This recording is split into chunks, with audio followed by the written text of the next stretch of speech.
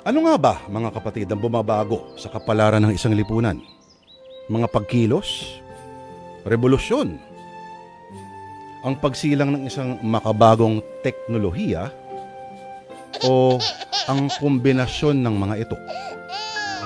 Pero mga kapatid, lahat ng yan, bago pa man tumama sa mga kaharian, ang mga bala o mga espada, mga padanak ng dugo, o bago sunugin ang mga palasyo o tibagin ang mga pader ng mga kulungan, madidinig mga kapatid, ang kalembang ng bagong katedral.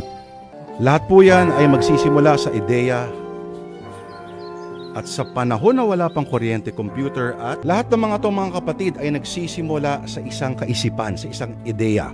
At sa panahon na wala pang kuryente, computer at internet, ang kalupunan ng buong kaisipan ng sangkatauhan ay matatagpuan sa mga pahina ng aklat. Kaya tama sinabi dati ng isang pilosopong Romano na ang silid na walang aklat ay parang katawan na walang kaluluwa. Ang mga letrang nakaimprenta sa mga pahina hindi lamang simpleng marka ng tinta sa papel sa mambabasa na may binabahaging ideya. Matapos maunawaan ay taglay ng mga ito ang kakaibang kapangyarihan. Tanong mo na lamang ang lahat ng naniniwala sa Biblia maging sa Communist Manifesto ni Karl Marx. At kayang humubog ng imahinasyon, magpagalaw ng mga hukbo at dumurog sa mga kaharian. Pero mga kapatid, paano kung kagaya ng sa kwento natin ngayon, ang aklat mismo, ang literal na may taglay na puwersa? Nakapaloob sa gitna ng pabalat ang karunungang higit pa sa pinakamalalim na itim. Simulan na natin dito sa Sana Lord, ang dulang sinulat ni Vincent Manrique na pinamagatang Nagbuhat sa Aklat.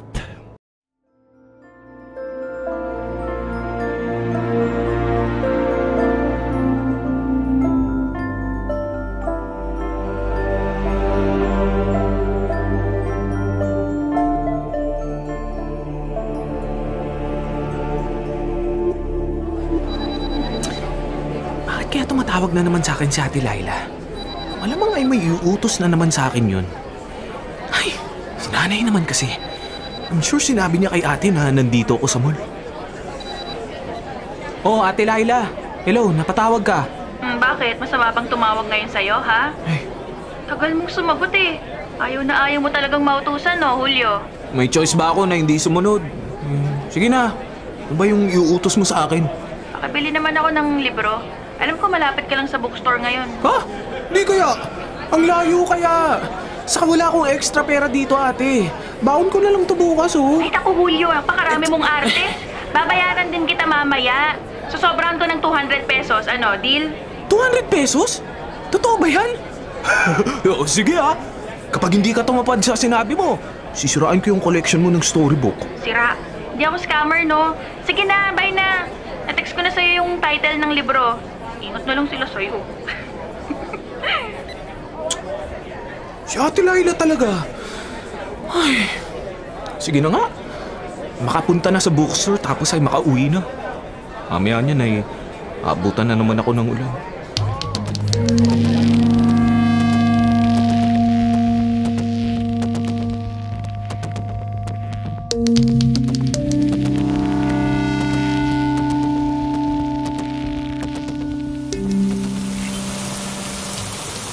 Grabe. Inabutan na nga ako ng ulan. Ay, sino ba kasi mag-aakala na mahaba pala ang pila sa cashier ng bookstore? At tagalan tuloy ako ng gusto. Sa bagay, hindi ko naman bibilin tong libro na gusto ni Ate Laila. Patay din naman ako sa kanya mamaya. At isa pa, sayang din yung ibabayad niya sa akin, no? Ay, ano ba naman kasi hindi tumitingin sa dinadaanan? Ay, pasensya na, miss. Ang lakas kasi ng ulan, eh. Alam mo, nahulog pa yung mga dala ko. Yung dala ko rin naman, ah. Pareho lang nahulog ang mga dala natin. Teka lang, dadamputin ko na. Wag na, ako na. Hindi nabasa. Aba? suplado naman nun. Weird pa. Akala ba niya yung dala niya ang dadamputin ko? Ay, gosh. Itong libro ni ate ang kukunin ko bago pa tuluyang mabasa. Ay, ilagay na nga lang sa backpack ko ang librong ito.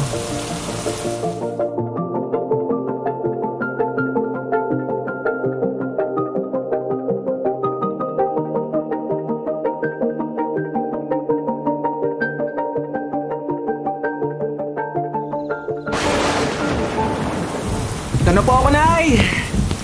Ay, napakalakas ng ulan. Anak, alam mo namang parating ang bagyo. Kaya nga na-cancel ang pasok nyo, di ba? O ba't di ka umuwi ng maaga? Naku, Nay. Kaya po ako na-late ng uwi dahil may pinabili pa si Ate Laila. Siya talaga ang salarin. Hoy, naririnig kita ah. Oh, ano? Ikaw minsan ka lang mautusan, puro ka pa reklamo. Ano, nabili mo ba? Oo.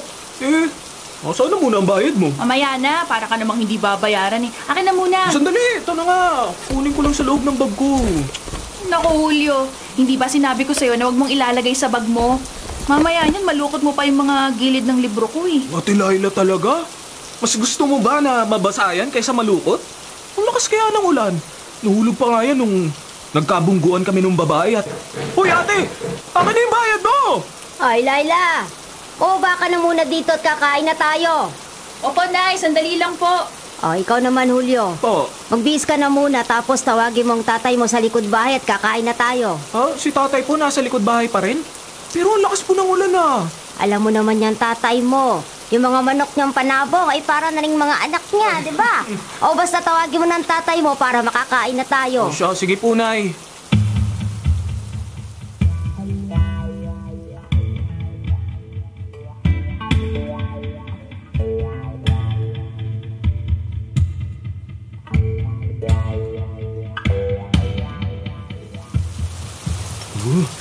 Napakasarap talaga ng luto ni Nanay. Ang sarap na mainit na sabaw na sinigang na baboy, lalo na at ganitong umuulan. Naku, napakabulero talaga nitong bunso ko.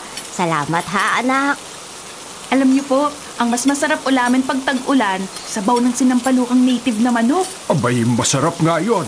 Pero okay lang sa akin kahit anong manok pa yan. Basta huwag niyong gagalawin ng mga panabong kong manok, ha? Naku tayo, hindi po magagawa ni Nanay na iluto ang mga manok mo. Alam naman natin lahat na para mo na rin silang mga tunay na anak. Ay, nako. Puro kayo kalokohan, ha? O sige na, tapusin niyo na ang pagkain at makaligpit na. Mamaya niyan ay mawala pa ng kuryente dahil sa lakas ng ulan. Opo, Nay. Ako po magliligpit ng mga pinagkainan dyan, ha? Sandali lang po, Tay. May ipapakita lang po ako kay Julio. Sa akin ba, ate? Bakit? Ano ba yun? Basta, halika dun sa taas. Papakita ko sa'yo kung ano yun. Sige.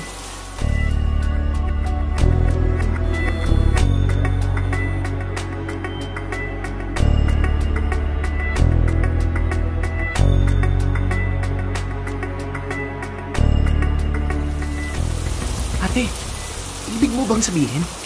Nung binigay ko sa'yo yung libro ay hindi yun ang laman. Pero hindi naman ako nagkamali ng bili ah. Ilang beses ko nga tinanong yun sa sales lady. Oo nga, mukha ba ako nagbibiro? Halika, papakita ko sa'yo. Saan na nga ba yun? Nasaan na nga ate? At wala dito. Oo nga. At wala dito yung libro. Sure ako, nandito yun eh. Dito ko lang yun nilagay. Kulay itim yun na medyo makapal kasing laki ng notebook.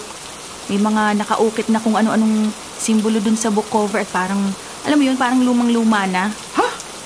Paano naman naging kulay itim yun? Colorful ang cover nun. Sigurado ko dahil ako nga ang bumili, di ba? At saka, love story yun at bagong-bago pa at... At? Naalala ko nga pala na bago ako sumakay sa jeep kanina. Babae ako nakabunggo. Ang bilis niya kasi maglakad eh, parang nagmamadali. Hindi kaya nagkapalit kami ng dala? Bakit? Libro din ba yung dala niya? Hindi ko alam. Pero sa pagkakaalala ko, parang pareho yata kami ng eco bag na lalagyan. Ayun eh, baka nga. Generic na eco bag lang yan na nabibili sa palengke, di ba? Ay, teka, lumilindol ba? Bakit naglalaglagan yung mga koleksyon kong libro? Ate, ito ba yung libro na sinasabi mo? Itong kulay itim na to? Oo, yan nga. Pero kasama kasi ito ng mga libro mong nalaglag sa shelf. Paano naman yan napunta sa bookshelf ko? Eh, hindi ko naman yan nilagay dun eh. Promise. Kung ganun, Nakakapagtaka naman. Ano nga kaya napunta sa itaas tong librong to? I'm sure hindi ko to nilagay doon. So ano ba tong librong to? Parang old book sa horror movies na napapanood ko to Parang may sungay pang disenyo. Nakakakilabot. O yung laman nito? Ate? Bakit? Anong problema? Bakit natahimik kaya? Julio, wala ka bang naririnig na babaeng bumubulong? Ha? Wala! Ano ka ba, ate? Huwag ka nga magbiro ng ganyan.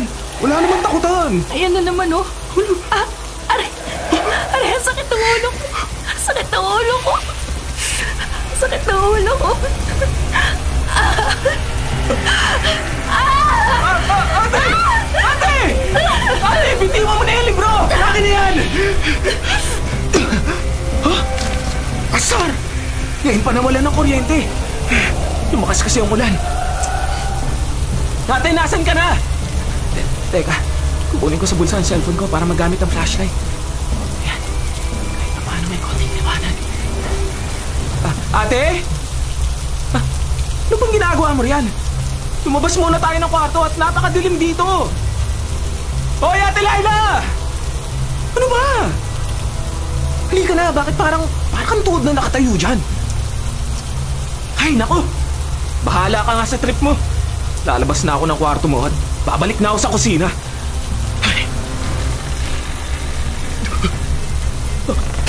Bakit sumira mag-isa yung pinto? Ano yun? Sino yun? Ate Laila, ikaw ba yung bumubulong? Halika na! Ilawan kita ng flashlight! Ate! Ano nangyayari sa'yo? Bakit nanginginig ang katawan mo? Ate, halika na! Bumaba na tayo! Hindi ako ang ate mo. Mamamatay kayo. Mamamatay kayo! Ayan ako! Isang demonyo! Demonyo!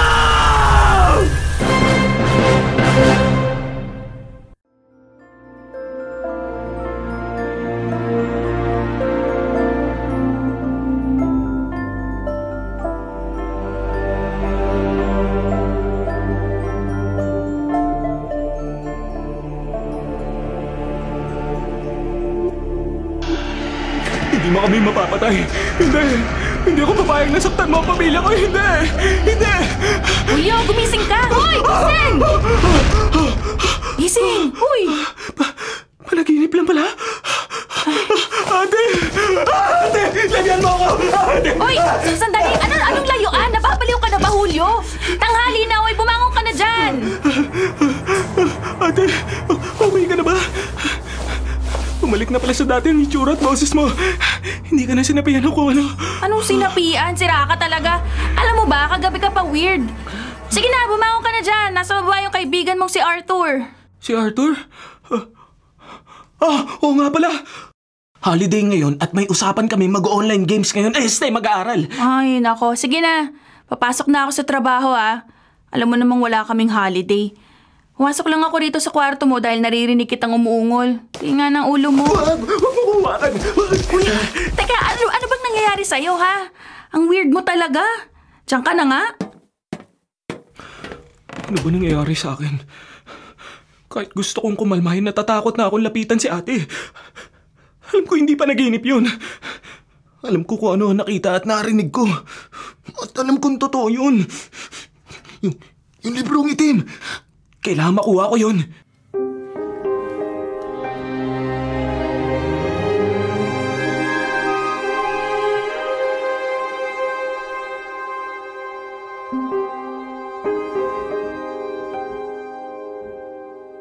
Julio, ano ba yung sinasabi mo? Itim na libro? Ano naman yun? Arthur, nakikinig ka ba? Ilang beses ko nang sinabi sa'yo, di ba? Yung librong yun ang dahilan kung bakit parang naposes ng kung anumang masumang espiritu si Ate Laila kagabi. Julio naman, akala ko ba hindi ka mahilig manood ng mga horror movies? O magbasa ng mga story tulad ng ate mo? Bakit ngayon para kang adik? Adik? Aba, hindi nakakatawa. At hindi nakakatawa ang nangyari kagabi. Hindi yun isang panaginip, Arthur. Bro, alam mo, gusto kitang paniwalaan. Kaso lang, tingin mo ba posibleng mangyari na dahil sa isang libro, nakita mo na nanginginig ang buong katawan ng ate mo na parang sinasapian? Oo, totoo yun. Tapos parang may kung anong puwersa na masamang espiritu sa kwarto ni Ate Laila kagabi. May boses ng ibang nilalang ako narinig. Maniwala ka sa akin, Arthur. Nakakapanindig balahibo. Okay. At pagkatapos kamo, nakita mo ang ate mo na nanlilisik ang mga mata. Sabay sabing papatayin kayong lahat. Tama ba? Oo, tumpak. Tapos kumukulog pa at kumikidlat, hindi ba? Oo, tama. Kaya talagang nagtayuan ng lahat ng mga balahibo ko sa katawan dahil sa takot. Ay nako Julio, kung pinapunta mo ako rito para lang kwentuhan ng scary movie na pinanood mo kagabi, wag ako. Sige, diyan ka na. Uy, Arthur, teka muna. Huwag kang umalis. Kung alis ka, kanino pa ako makakapagsabi ng mga katulad nito? Tingin mo maniniwala sa akin mga magulang ko, ha? Alam mo, gusto ko maniwala sa'yo. Pero hindi ako yung tipo ng tao na gusto mag-ghost hunting. Okay, fine. Huwag ka muna maniwala ka agad. Pero promise, pag nakita mo ang libro na sinasabi ko, maniniwala ka na. Oo, sige na. Pero, teka nga pala. Ano bang ginagawa natin dito sa harap ng kwarto ng ate mo? Kukunin natin yung itim na libro na sinasabi ko. Tapos ay... Sino yung nagbukas ng pinto, Julio? Aba, malay ko! Sige, mauna na ako sa'yo, ha? Biglang sumama ang pakiramdam ko. Alis na ako!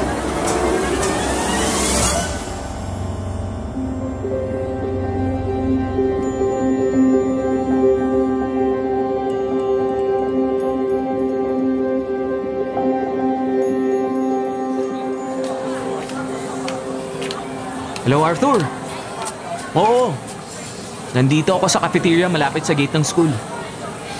Eto, puyat pa rin ako. Kasi diba, sabi ko nga sa'yo, 3 gabi na akong palaging binapangungot. Ikaw ba, kailan ka ba papasok? May sinot pa ako mula kagabi kaya ayaw pa akong papasukin ni nanay eh. Ewan ko ba naman, simula na nagpunta ako sa bahay niyo at pag-usapan natin yung kababalaghan, hindi na ako nawala ng sakit. Ikaw lang kasi. Ayaw mo pa maniwala sa akin. Araw-araw na nga bumibigat ang pakiramdam ko sa bahay namin. Parang laging may nakatingin at... Hello, Julio. Okay ka lang ba? Anong problema? Ba't nanahimik ka riyan? Arthur, sandali Parang nakita ko si Ate Laila sa gate ng school natin. Teka, pupuntahan ko. Sige, tawagan mo ako ulit mamaya kapag may update ka. Oo, sige, babay na muna. Si Ate Laila nga yun. Teka, habulin ko. Ate Laila! Ate Lai! Saan ka pupunta, ate? Kahintay mo naman ako!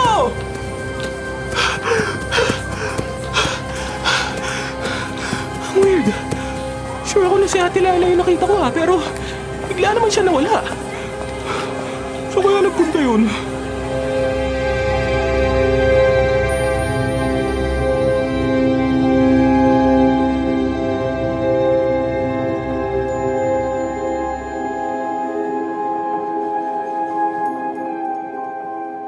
Ate Laila! Ate! Ay, ang bingi naman! Baka nakatulala na naman siya at parang walang naririnig. Ay, mapunta na nga lang. Ate! Bakit kanina ka pa dyan? Ano bang Ate Laila! Anong ginagawa mo, ate? Tama na! Puro dugo na sa kalan! Naiiwa mo na ang daliri mo! Ate! Ay! Ano bang nangyayari dyan? Napakaingay mo naman, Julio. Nay! Tingnan niyo si ate! Nasusugatan na niya ang sarili niya pero parang baliwala lang sa kanya. Aba, Diyos ko! Laila, ano bang nangyayari sa'yo? Diba? Bitawan mo na ang kutsilyo! Itigil mo na ang paghihiwa! Tama na yan, ate. Akin na nga ang kutsilyo na yan. Kumuha ka nga ng gasa, Julio.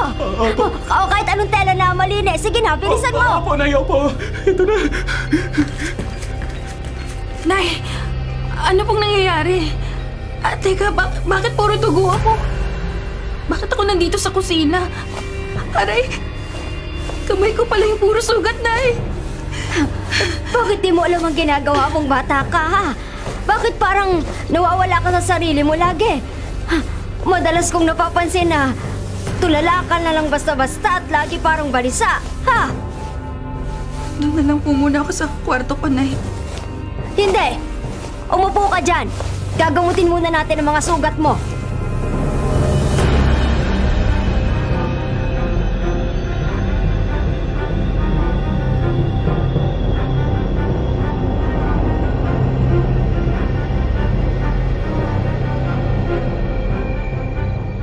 Diyos ko, ano bang nangyayari sa akin?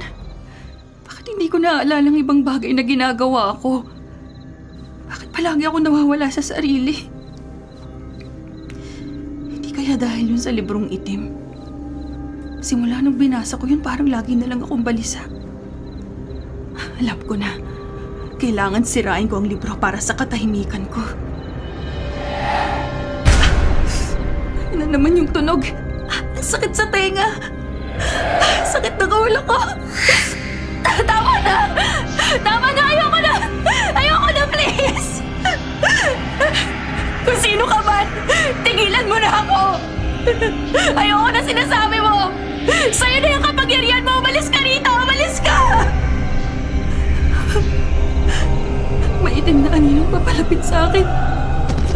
Huwag kang lalapit! Huwag kang lalapit! Hirapan ako huminga. Hindi ako makahinga. Hindi mo masisira ang librong itim.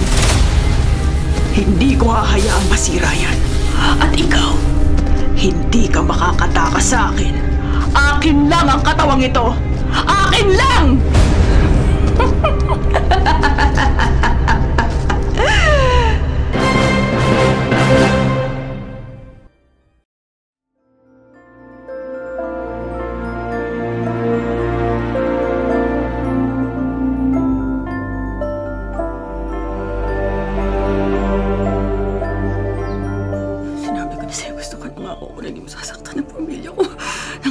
Diba?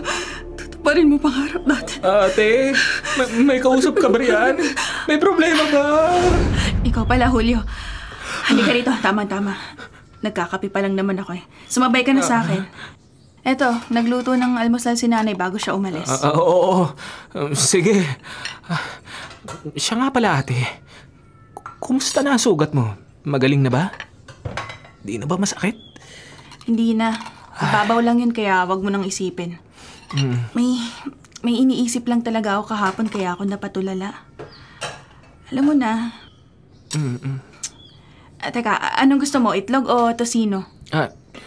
Itlog na lang, ate. Salamat. Oo nga pala, ate. Bakit may pasa ka sa braso? Napaano yan? Hindi, wala to. Siguro nabunggo lang ako tapos nagkapasa dahil sa menstruation ko. Oo. Di ba lagi naman ako nagkakapasa kapag may buwan ng dalaw? Ay nako, ang OA mo mag-alala. Isang tanong na lang, ate. Kahapon, nagpunta ka ba sa school namin? I mean, sure ako na nagpunta ka dun. Kitang-kita kita. Kaso bigla ka nawala. Ako? Oo. Oo, napandaan nga ako ron. Hindi lang kita nahintay. Pero nagpunta nga ako. Ganun ba? Pero sabi ni nanay, maaga ka raw kasi nakauwi. Ikaw ba talaga yun, ate? Baka kasi kung may ano na dito sa bahay natin dahil dun sa... Dahil sa librong itim? Hindi, praning ka lang. Ikaw talaga. Sabi ko nga sa'yo, di ba? Walang masamang libro. Hala, sige na. Kumain ka na nga. Pupuntahan ko lang si tatay dun sa labas, ha? Sige.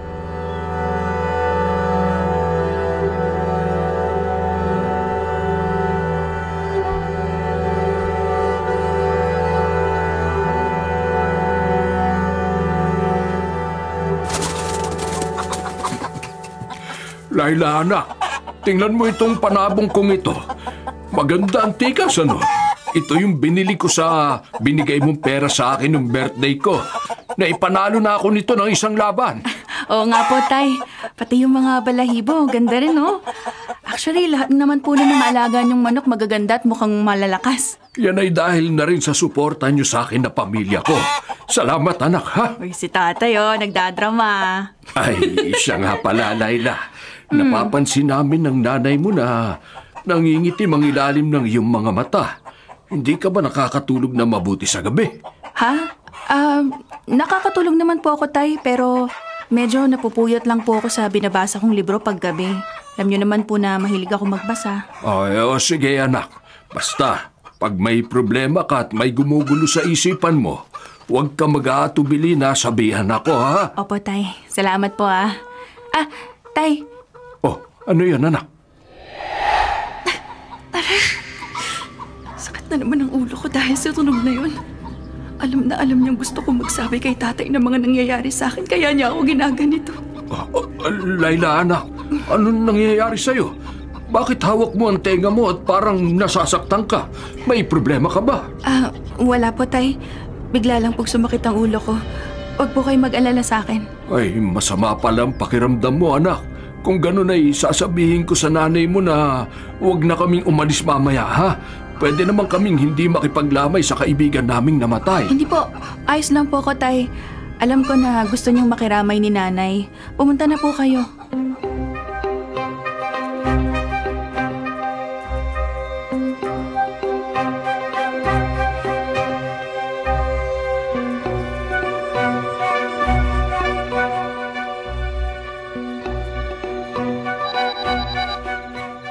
Hello, Arthur.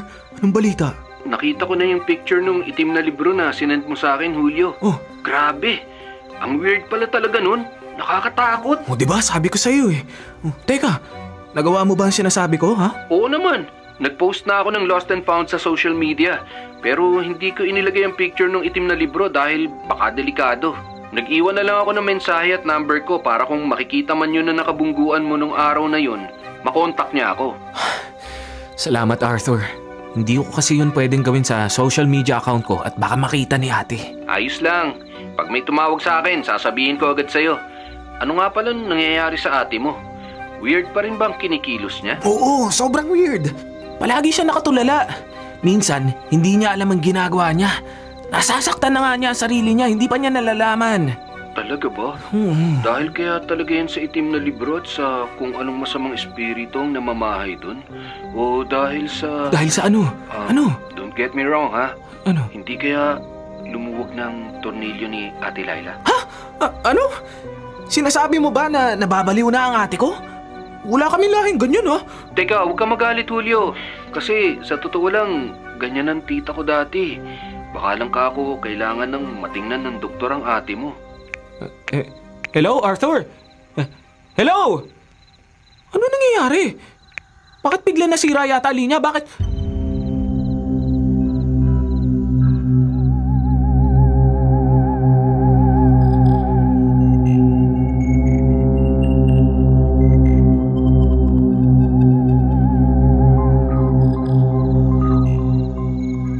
Sira yata talaga ang ulo ni Arthur. Bakit niya iisipin na nasisira na ng bait si Ate Laila? Normal lang naman ang lahat bago ko naiuwi ang libro na yon. Tsaka, paano niya may papaliwanag ang kakaibang anino na nakita ko sa gawing likuran ni Ate Laila kanina? Hindi yun ordinaryong anino. Nung makita ko nga yun ay nakaramdam kaagad ako ng takot. Halos hindi ko naigalaw ang katawan ko at hindi ako nakapagsalita. Gulo ng mga nangyayari kay ate. Pero ngayon, napakatahimik ng gabi. Wala kasi si nanay at tatay kaya walang magbubunga nga sa akin. Ay, makatulog na nga. Teka! Ano yun? Anong ingay yun? Parang kinakalampag na dingding na ewan. At dun galing yun sa kwarto ni Ate Laila. Pupuntahan nga siya. Ate! Ano nangyayari dyan? Okay ka lang ba? Ate, bakit ayaw mo sumagot? Nag-aalala na ako! Ate, papasok ako, ha? Ano ba to? Sana naman bumukas ang pinto. Ate! Bakit mo ibinabangga ang katawan mo sa dingding? Bakit mo sinasaktan ang sarili mo? Ate, tigilan mo yan! Wala na rito ang ate mo! Wala na siya! Wala na siya! Ate, saan ka pupunta, ate? Bakit binubuksan mo ang bintana? Gabi na! Ate, anong gagawin mo riyan? Bakit ka sumasampa sa bintana, ate? Huwag kang tatalon, ate! Wag, ate! Wag! Diyos ko! Tumalon sa bintana si ate! Saan siya pupunta? Saan?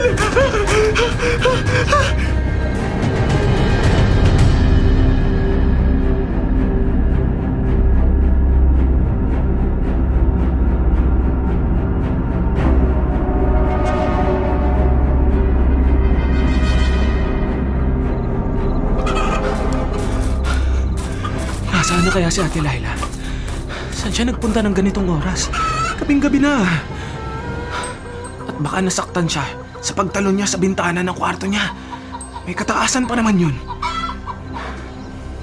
Ate Laila! Nasaan ka ba? Magpakita ka na sa akin! Bumalik na tayo sa bahay! Gabing-gabi na! Ano ka ba, ate? Ate! Nandyan ka ba? Nandyan ka ba sa mga alagang manok ni tatay? Diyan siya! Ate! Anong ginagawa mo dyan? Bakit nakatalungko ka riyan? Ate! Bakit kinakain mo ng buhay yung mga alagang manok ni tatay? Ate, tigilan mo yan! Tigilan mo, ate!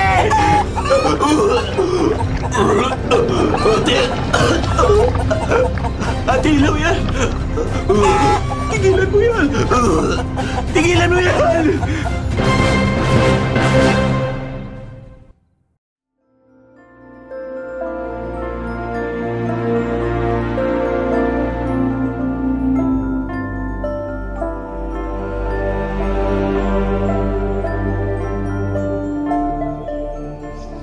Ay, Diyos ko! Ano nangyari dito? Sinong walang awang pumatay sa mga alaga kong manok? Rodrigo, ano ba yan? Bakit ang ingay-ingay mo naman? Kadarating lang natin at ang aga-aga pa. Ano ba yan? Diyos ko! Bakit ang gulo dito sa kulungan ng mga manok mo? Bakit patay na ang lahat ng alaga mong manok? Sino ang walang pusong gumawa nito? Hindi taong gumawa nito, Nila. Hindi isang normal na tao lamang ang papatay at kakain ng 13 buhay na manok. Halos paghiwa-hiwalayin niya ang parte nito.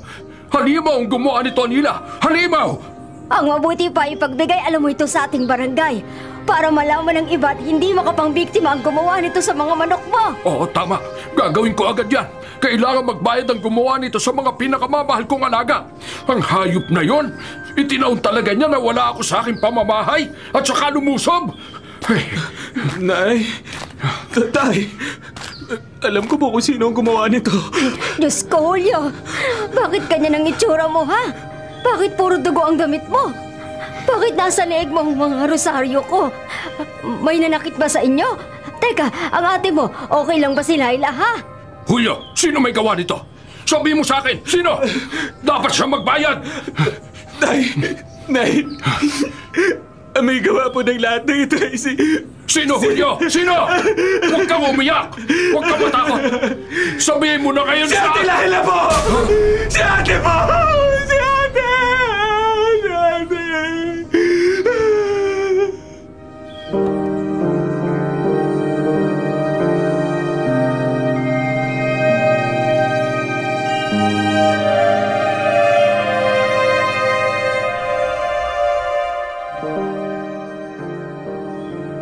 Laila, ako to! Ang tatay mo!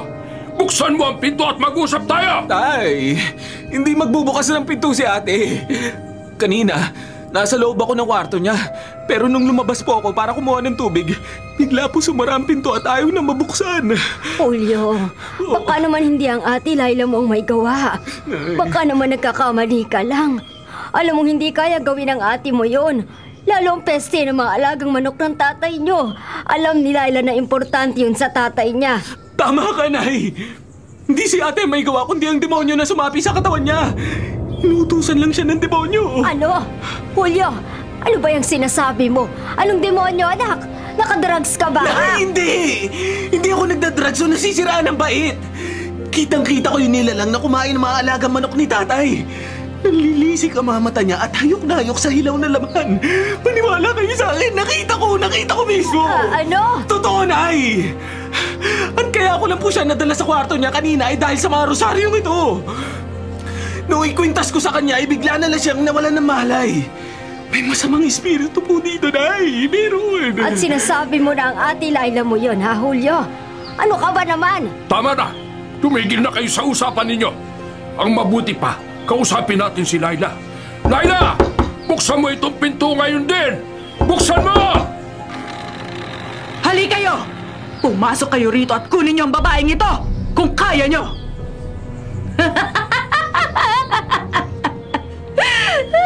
Laila, anak, ano bang nangyayari sa'yo? Lalapit ako sa iyo, Laila. Kumalma ka lang. Julia! Tay, mag-iingat ka. Hindi na siya si ate, baka saktan ka niya. Rodrigo! Sige! Lumapit ka pa! Lapit! Laila, huwag mong sasaktan ang tatay mo! Lapit pa! Konti na lang. Yan, abot na kita! Tay, umilig ka! Ayan na si ate, susugurin ka! Ah, Rodrigo! Tay! Tay! Mamamatay kayong lahat! Mamamatay kayong lahat! Ate, sumusobra ka na! Sumusobra na ang demonyong nasa katawan mo! Ay, Laila! Anak ko, bakit ka nagkakaganyan? Nay! Nay, tulungan niyo po ako!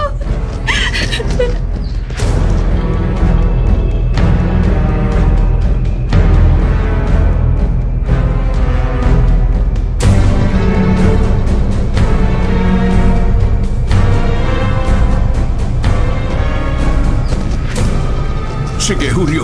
Itali mo yung mabuti dyan sa bakal habang hindi pa bumabalik ang demonyo sa katawan ng ate mo. Oo po, Tay. Mahigpit ang pagkakatali ko.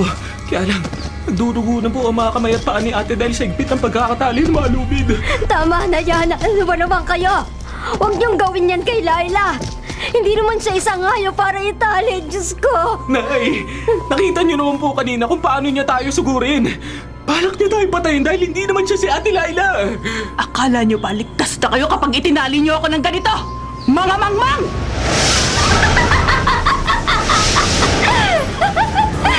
Papatayin ko kayong lahat! Papatayin ko kayo! Ay, Diyos ko! Ano ba to? Nagliliparan ng mga gamit! Tama na, ate! Sinasaktan mo lamang ang sarili mo! Tama na!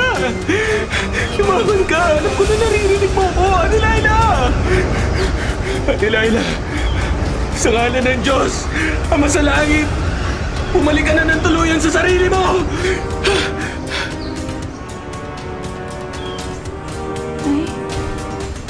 Tay! Julio! Tulungan niyo po ako! Tulungan niyo ako! Hirap na ako pakiusap! Ay, Diyos ko! Ano bang nangyayari sa anak natin, Rodrigo? Gumawa ka na ng paraan, baka mamatay si Laila! Julio! Tulungan mo ako rito! Bilisan mo! Dadalhin natin sa ospital ang ate mo!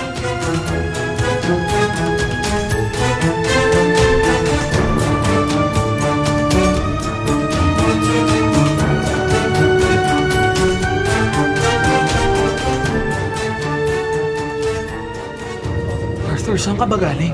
Ba't ang tagal mo? Alam mo naman na hindi ako pwede mawala na matagal sa ospital. Hanapin ako ni nanay. Pasensya na. Ang tagal kasi nung sinasabi ko sa iyo eh. Oo nga pala. Nandito na yung babae na may-ari ng libro. Nasaan na yung libro? Dala niyo ba? Oo, dala ko. Sino ka ba muna? Ako si Ashley. Nasaan na yung libro? Eto na yung libro. Bakit ka natigilan? May problema ba? Oo, may problema. Ha? Ano mo nasabi? Hindi mo pa naman tinitingnan ang loob ng paper bag, ha? Nararamdaman ko eh. Wala na sa loob ng itim na libro ang masamang espiritu na nakakulong dito. Malamang nakakuha na siya ng bagong katawan na sisirain. Sobrang delikado nun.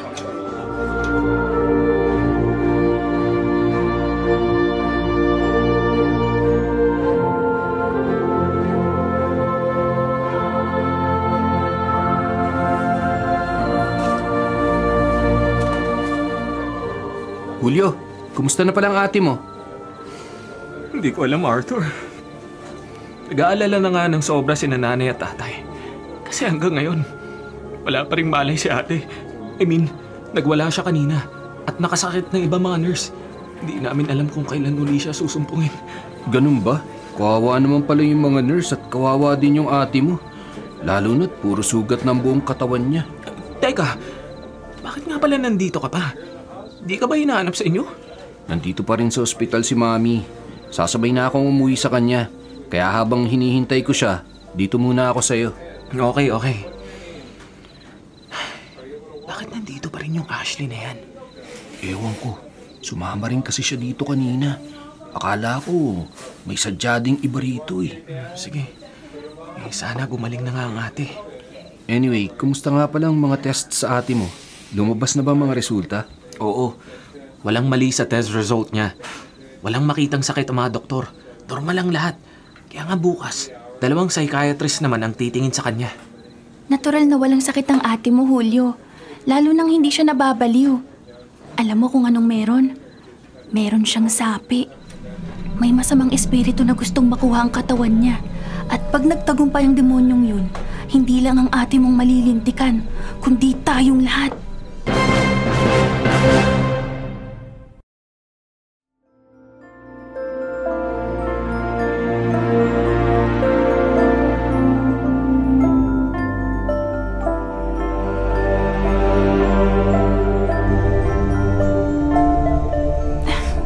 Nasaan ako? Bakit hindi ako makagalaw? Sakit ng katawan ko. Nay! Tay! Nandiyan na naman siya. Kailan mo ba ako titigilan? Please, tama na! Tama na! Tama na? Anong tama na? Ngayon pa lang tayo nag-e-enjoy, hindi ba, Laila? Ayoko na! Pakiusap! Bakit ba ako pa? Gusto kong mabuhay ng maayos! Ayoko na! Hindi ito isang laro na pwede kang basta nalang aayaw, Laila. Baka nakakalimutan mo, ikaw ang nag-iimbita sa akin. Binasa mo ang libro at sumang-ayon ka na papasukin ako. Hindi ko yun gusto! Pinilit mo ako eh!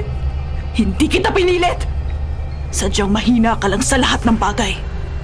Mahina ang katawan mo, lalo na ang pananampalataya mo. Di ba, Laila? Kaya nga gustong-gusto kita eh. At hindi ako titigil hanggat hindi ko naangkin ang tuluyan ng pagkatao mo. Ayoko na. Please, ayoko na. Tama na. Tama na. Akin ang katawang ito! Akin lang!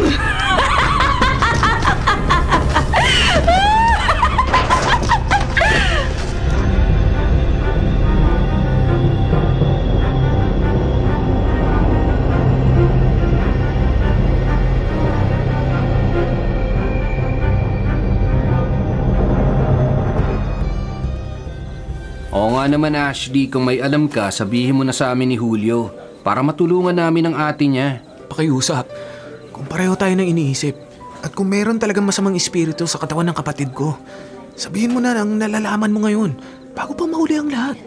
Hindi mahuhuli ang lahat hanggang sa hindi pa sumusuko ang ate mo, Julio. Hanggang may katinoan pang natitira sa kanya, hindi pa huli ang lahat. Teka lang ha, ano ba talaga nangyayari? Ano ba talaga meron sa itim na libro na yon? Kung mapanganib pala yon, anong ginagawa mo sa terminal ng jeep? Bakit hindi mo iniingatan yung libro? Teka muna, Julio. Oh. Dahan-dahan lang sa pagtatanong. Di ba mas maganda kung sasabihin sa atin ni Ashley ang lahat? Mula simula hanggang dulo. Pero una sa lahat, sino ka ba talaga, Ashley? Bakit may dala kang libro ng demonyo? Kung handa talaga kayo makinig, sasabihin ko naman sa inyo eh. Ako at ang pamilya ko ay matagal nang naninilbihan sa kumbento ng mga madre sa kabilang bayan. Kumbento? Yung sinasabi nila na mga madre yung nag-exorcist? Totoo pala sila? Oo, Arthur, totoo sila. Hindi man ka panipaniwala, pero ginagawa nila yung imposible. Kung ang pag-alis pala ng masamang espiritu ang trabaho nyo, bakit hindi mo tulungan ang ate ko ngayon? Ashley, please naman, tulungan mo ate ko. Tulungan mo. Pasensya na pero hindi ako ang taong kailangan nyo. Kilala ko siya pero wala siya ngayon. Kaya nga ako may dala ng librong itim na yan nung araw na makabunggo kita sa terminal ng jeep eh. Ay, malas naman. kung bakit sa dami ng tao doon, ako pa talaga nakabunggo mo. Teka lang, Julio. Huwag mo namang sisihin si Ashley. I'm sure hindi naman niya yung sinasadya. Hindi ba, Ashley? Hindi ko yun sinadya. Pero, ang nilalang sa loob ng libro na yun, alam niya kung nasa ng taong lulukuban niya ng kasamaan. Kaya sigurado ako na ginawa kanyang medium para marating ang ate mo. Pero bakit si ate? Mabait na tao ang ate ko, ano? Bakit siya? Dahil mahina ang kanyang espiritual na kakayahan. Mahina ang pananampalataya niya at mahina ang loob niya. Anong ibig mo sabihin? Nung araw na nagkabunggo tayo, hindi ko alam na minamanipula na ako ng nilalang na yun. Hindi ko alam na nagpunta ako ng terminal at nagkapalitan ng mga dala natin. Nung nawala na yung librong itim sa mga kamay ko, saka lang ako natauhan. Pasensya na. Naging mahina ako at... Julio, anak! Diyos ko, ang ate mo! Sinusumpong na naman ang ate mo! Tumawag ka ng doktor, dali! Bilisan mo!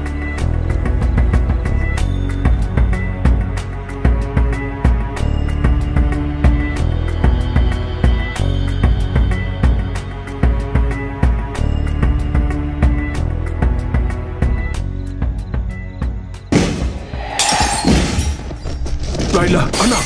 Ano ba nangyayari sa iyong bata ka? Itigil mo na ito! Itigil mo na! Itigil ang ano? Ha? Tumigil ka nga, matanda ka! Wala kang karapatang pigilan ako! Mag-alaga ka na lang ng mga manok! Anong sabi mo?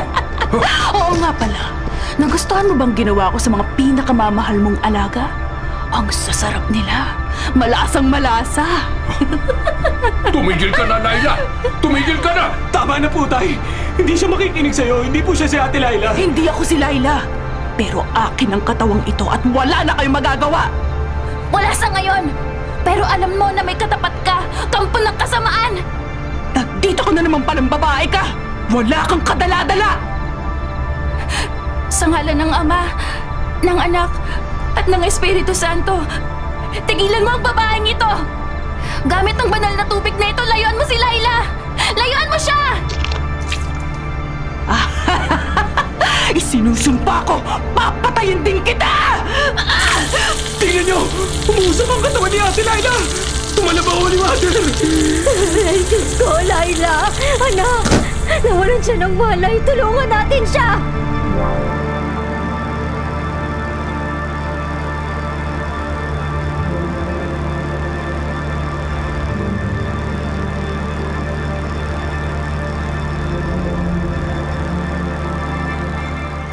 Salamat naman at kalmado na ulit ang kapatid mo, Julio. Salamat ulit sa kaibigan mo. Ashley ang pangalan niya, tama ba? Opo, Nay. Ashley po ang pangalan niya. Pero hindi ko po siya kaibigan. Si Arthur lang po ang kaibigan ko. Kaso, sinundo na siya ng nanay niya kanina. Ay nako, Julio. Huwag kang ang ganyan sa taong tumulong sa ate mo. Ashley, pasensya ka na dito kay Julio ha at salamat ulit. Okay lang po. Pero hindi po kayo kailangan magpasalamat sa akin. Dahil wala po talaga akong kapangyarihan na gamutin ang anumang sitwasyon ng anak nyo. Pero nakatulong ka pa rin. Ginamit ko lang po yung ilang natutuhan ko sa matagal na pagsama ko sa mga gawain ng mga madre. Hindi naman po ako eksperto sa ganitong gawain pero may kakilala po akong siguradong makakatulong sa inyo. Ay, Iha, tungkol sa sinabi mo kanina, totoo ba na pwede kaming tulungan ng madre na sinasabi mo? Saan ba namin siya matatagpuan? Kung magtitiwala po kayo, isasama ko po siya dito bukas.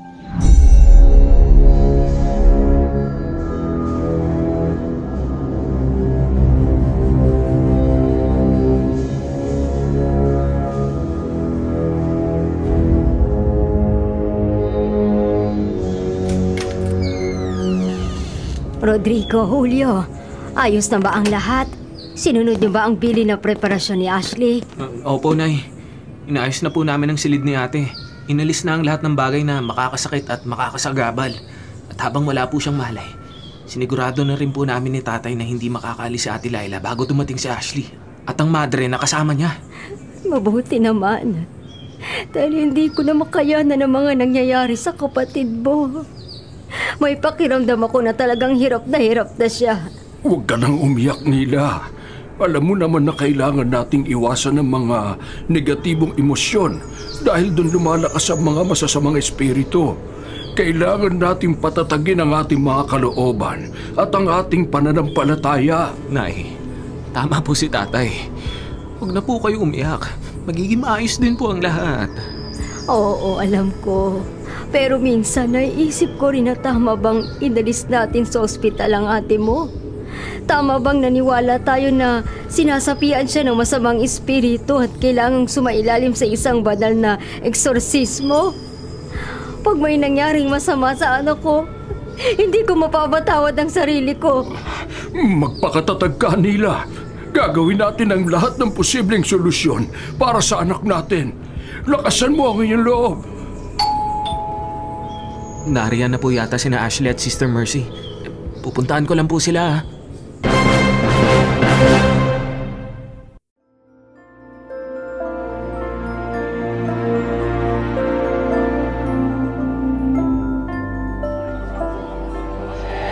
Hindi ko na pala kailangang magtanong kung ito na ba ang lugar, Ashley.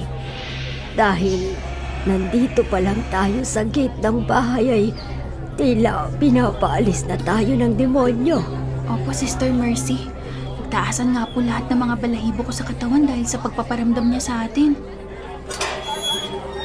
Ako po si Julio. Tuloy po kayo, Ashley, at... Siya si Sister Mercy. Isa siyang eksperto sa eksorsismo at siyang sinasabi ko na makakatulong sa inyo. Maraming salamat po sa pagdating. Tuloy po kayo sa loob.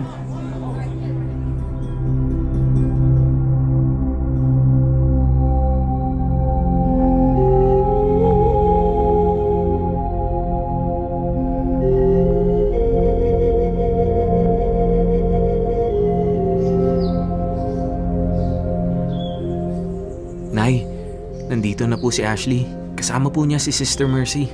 Ay naku, sister. Salamat sa pagpunta niyo dito. Ngayon ay mapapalagay na ako na maliligtas ang aking anak laban sa demonyong pumipeste sa kanyang katawan. Ngayon pa lang ay nagpapasalamat na ako sa inyong pagtulong. Alam ko po na mabigat ang inyong dinadala. Pero ang pagsasagawa po ng ganitong ritual ay sagrado at hindi basta-basta. Hindi ko po ito magagawang mag-isa. Kailangan ko rin po ng tulong nyo. Tulong? Ano ho yun, sister? Lahat gagawin namin para lang makatulong. Kailangan ko po ang inyong tiwala. Magdasal tayo at manalig sa Diyos. Ihanda ang isip at katawan. Palakasin ang loob at ang pananampalataya at higit sa lahat ay tibayan ninyo ang paniniwala sa ating Panginoon.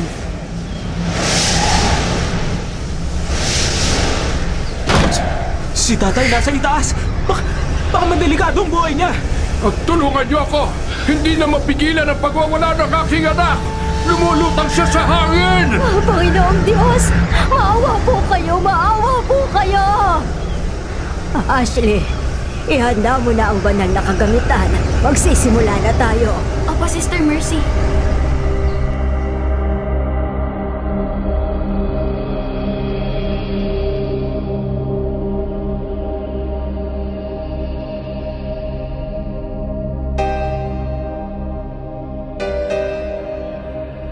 Sandali lang, Ashley.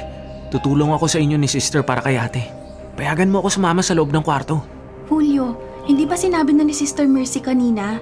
Dito lang kayo sa labas. Magdasal na lang kayo ng mga magulang mo habang sinasagawa ni Sister yung banal na ritual. Malaking tulong yun para sa ate mo. Huwag niyong bibitiwan ng mga rosaryo, ha? Pero Ashley... Para sa ate mo to, Julio. Magtiwala ka sa kanya. Magtiwala ka sa amin at magtiwala ka sa Diyos. Okay? Sige na, papasok na ulit ako sa loob, ha?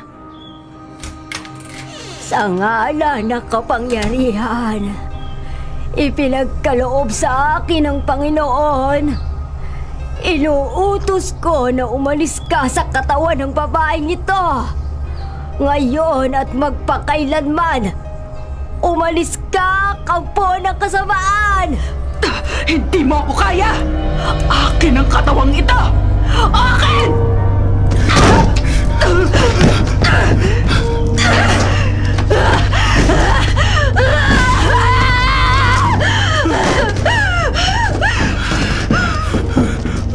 ano nangyayari sa loob ng kwarto. Malalakas sa mga kalabog sa loob ng silid na para bang may nag-aaway.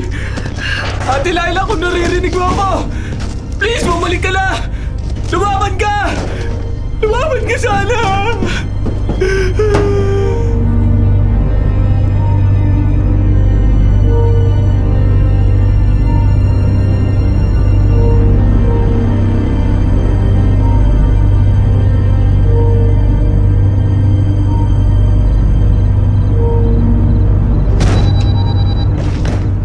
Hello, Julio? Kumusta na kayo dyan? Okay na bang ate mo? Nagtagumpay ba yung ritual, ha? Hindi pa natatapos, Arthur. Di pala ganun kadali ang lahat. Maraming oras na naroon sa loob ng silid si Ashley at si Sister Mercy pero nananatiling malakas ang nilalang na yun. Ganun ba? Kaya pala naririnig ko pa rin na may ingay dyan. Sana'y maging maayos na ang lahat. Magdarasal din ako dito, Julio. Salamat, Arthur. Hindi ko na nga... Julio! Pumunta ka rito! Bilisan mo! Narito na sila Sister Mercy sa labas! Ligtas na raw ang ate mo! Julio, ano daw ang nangyayari dyan? May problema ba, ha? Wala, Arthur! Tapos na! Ligtas na raw si ate! Salamat sa Diyos! Nagtagumpay na ang kabutihan laban sa kasamaan! Salamat sa Diyos!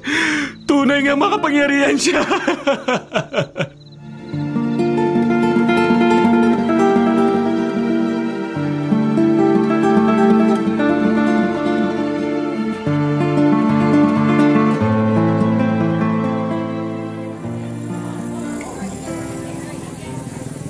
Ashley? Ikaw nga! Wow! Sa dami ng lugar, dito talaga tayo ulit nagkita. Kumusta na? Ay, Julio, kumusta? Okay lang ako, kayo ba? Kumusta yung ate mo? Long time, ah. Ang huling balita ko, lumipat na kayo ng probinsya. Oo, tama ka. Mga 6 months na rin. Para makapagsimula ng bagong buhay. Para na rin kay Ate Laila at sa pamilya namin. Nagpunta lang ako dito dahil may kinuha ko sa school. Mabuti naman kung ganun. Hindi rin naman kasi madali yung pinagdaanan nyo eh. Oo. At pasalamat kami na nandyan kayo ni Sister Mercy nung mga panahong yun. Hindi talaga kasi madali dahil wala namang maniniwala sa amin sa mga dinanas namin. Makakalain nila na nasisiraan lang kami ng bait. Alam kong hindi ka panipaniwala pero nangyari.